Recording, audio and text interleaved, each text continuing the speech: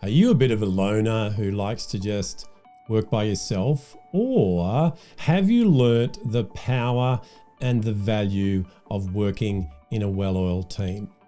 Well, stick with me because today and over the next few weeks, I'm going to unpack for you one of the most important competencies that I had to develop and that I work with people everywhere I go in this relationship management quadrant, and that is teamwork and collaboration.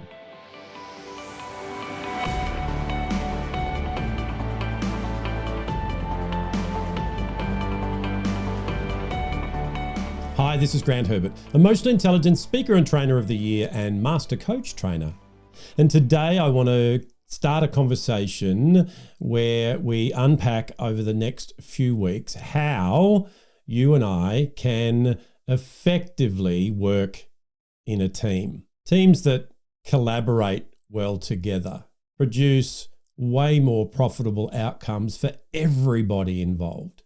But unfortunately, there are some roadblocks that get in the way of effective teamwork. People are individuals, and we're trying to take those individuals with their own uncertainties, fears, challenges, all the things that we've talked about before, combine that with the strengths that they have, and then bring that all together to make one body. And a lot of challenges can come up. So this is why we work on these competencies of relationship management at this end of the scale, not first. Building that self-awareness, that self-management, understanding and practicing social awareness, including, and most importantly, empathy, being able to communicate, all those things that we've done previously, now we can bring together to create effective teams. Unfortunately, there's a lot of lone rangers, and I was one of them. In my corporate career, in my military career, wherever I could, even though I was working as part of a team, I just put my head down, tail up, and worked on my own things. I relied solely on my performance. And the reasons were not to do with logically me not understanding the value of working with others. It was my inability to do so effectively. And it creates tunnel vision, where people work in silos, where they say things like, I've got my work done, so all's good, instead of looking for opportunities to work collectively together. And there's a them and us syndrome. You've been involved, you've seen it all. And in my case, I was definitely involved as a perpetrator of these thoughts and then those behaviors. Being me-focused, where that focus of what we care about in the workplace is something that also drives unhealthy behavior in teams. Taking the spotlight, needing the significance, finding certainty and validation, and all these things can detract from your ability to work well with others. And it was certainly something that I had to grow through, and it took many years for me to get the message. So my whole aim today and this month is to give you some practical strategies, some things that I didn't learn from a book alone. I've actually learnt through practical application and gone through the pain of not having these skills to having a much more mutually beneficial relationship with the people that I work with. All these roadblocks create conflict and dysfunction. And therefore, not only does the team not produce the results that it wants, the individuals are all affected as well. So as we go through this month, I want you to have a look at it as I did and go, what do I need to do differently so that I am a more effective member of my team? Now, for some of you, that team is small, and for some of you, it's quite large. However, the principles still apply. So instead of working as lone rangers, we can work as one. You know, it's like the Three Musketeers, all for one and one for all, where we've got each other's back, where it's a supportive culture. And instead of being me-focused, it's we-focused. One of the greatest examples I see of this, if you have ever had the opportunity to watch ants work together, where they can move things that are way beyond their own body weight because they're working collectively, where they can bridge gaps that they can walk over, and all these things that you see them do. It fascinates me. And whilst I'm not saying that we are ants, we can learn a lot from the things that they demonstrate when we watch them, because each individual ant is important. And what's more important is how they work collectively to achieve what it is that they want to achieve. And in some cases, it's survival. So we get to remove the dysfunction and have function that comes in collaboration, great communication, handling conflict well, all these things that we've been working on over the previous episodes. By the way, if you've missed any of those episodes, they don't go away. They're still there. Go back and go through and catch up and get those skills before you come and apply these ones. That's the beauty of this journey of social and emotional intelligence. It's continual. I'm continually working on my self-awareness. It's not something that I've achieved and now I'm working in relationship management. Self-awareness, self-management, social awareness, they all work together in every area of our life.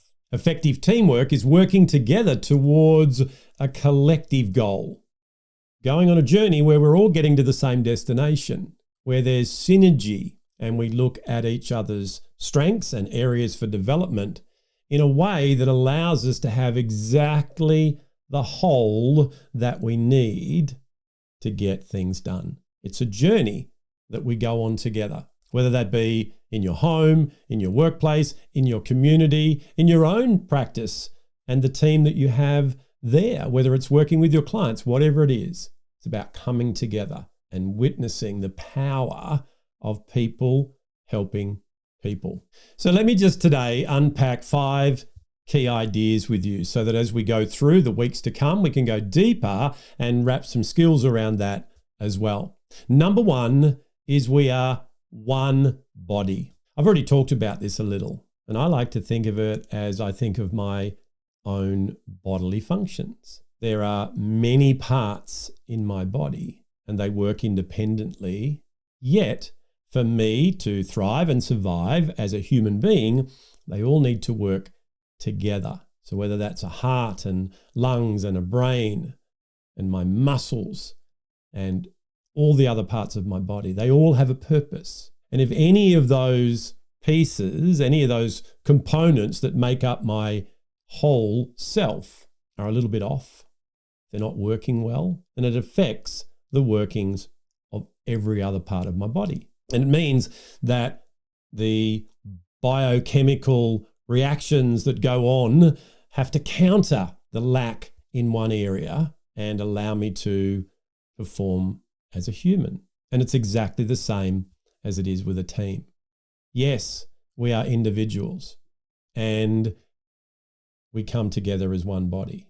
Now, we've all heard it said before, there is no I in team. Well, I'm going to disrupt your thinking on that. And I believe that there are many I's in team. And that's the challenge that we've got, is to recognize that there are individuals. And even if you write the word team in capital letters and you pull that all apart, there's actually 13 I's in team.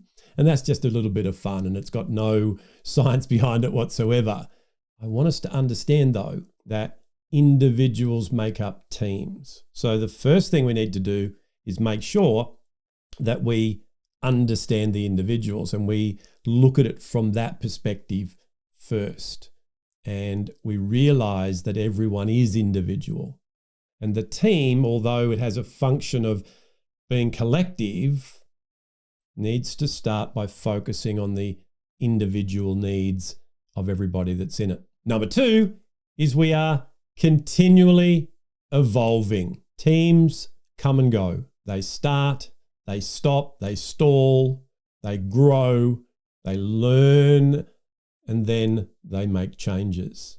So just like any skill that we have, we start and we repeat and we grow. We change the neural pathways in our brain and habits and all the things that we talk about.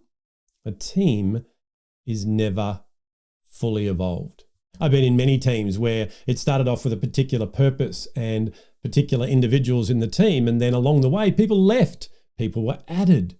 And all these elements of change can have an effect on the team. The effect that it has depends on how we look at that. So we want to understand that it's going to happen. It's inevitable. People will leave, people will come. Teams will change their purpose.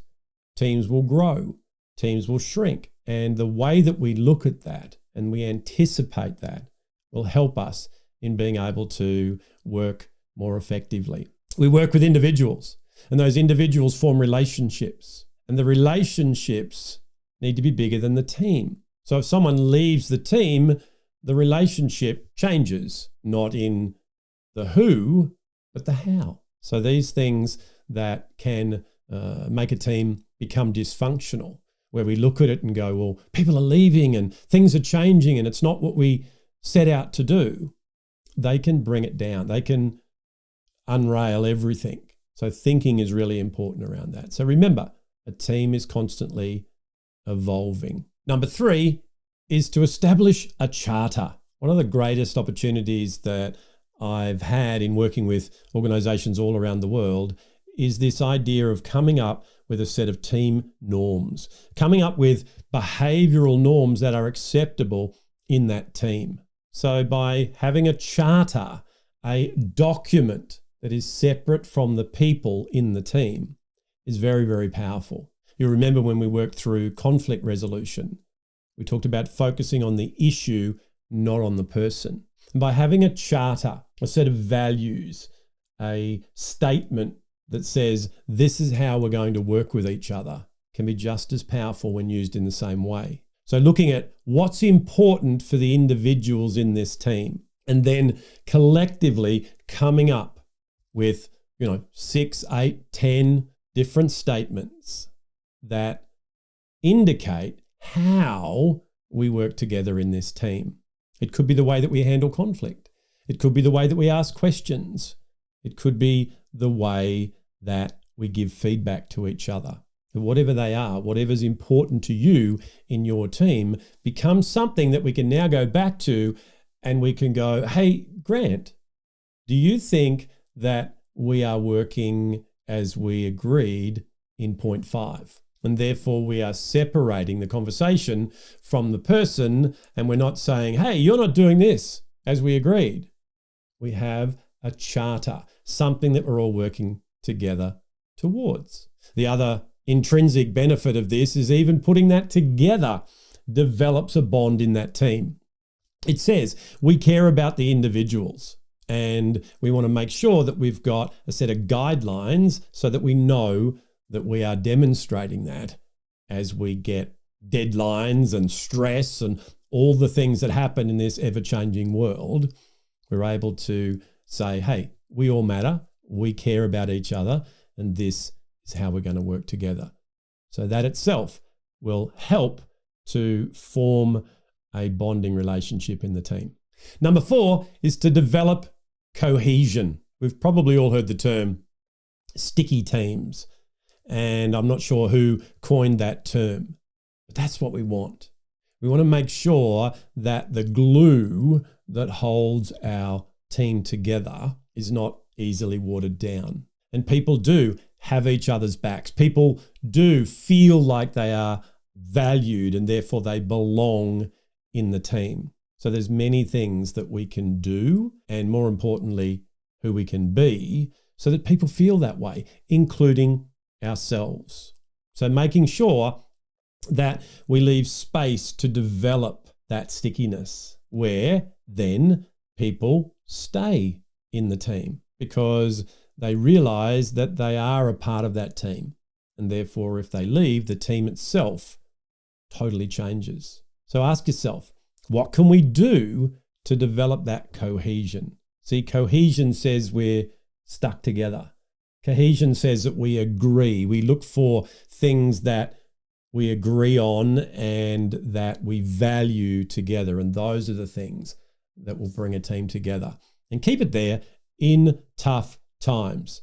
See, conflict, tough times, change, they're inevitable. So that cohesion is what will bring us together. I like to look at the cohesion of a military team out in a war environment where under fire, they've got a big reason to stay stuck together, and they've got each other's backs to the point of I'm willing to give up my life to protect yours and the team as a whole. And that's really where, metaphorically speaking, we can get as a team in any area of our life, underpinned by values that value people, not just things.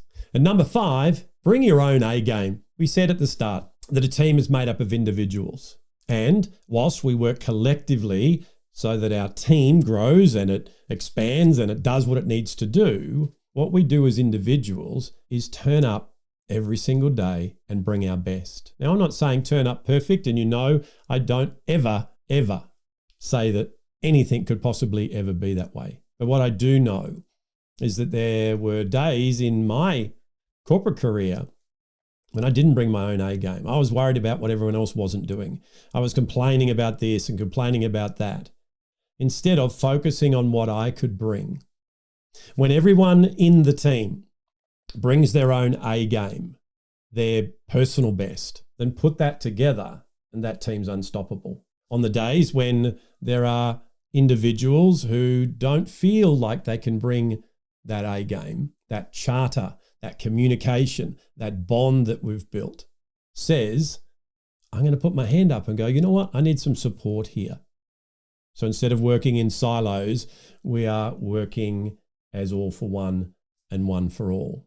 So there you have 5 key ideas that we're going to unpack over the next few weeks to enable us to have teamwork and collaboration that will help you to get more done with less. Well, that's it from me for another week. Join me again next week as we continue this conversation around teamwork by taking a look at the evolution of a team. I'll see you then.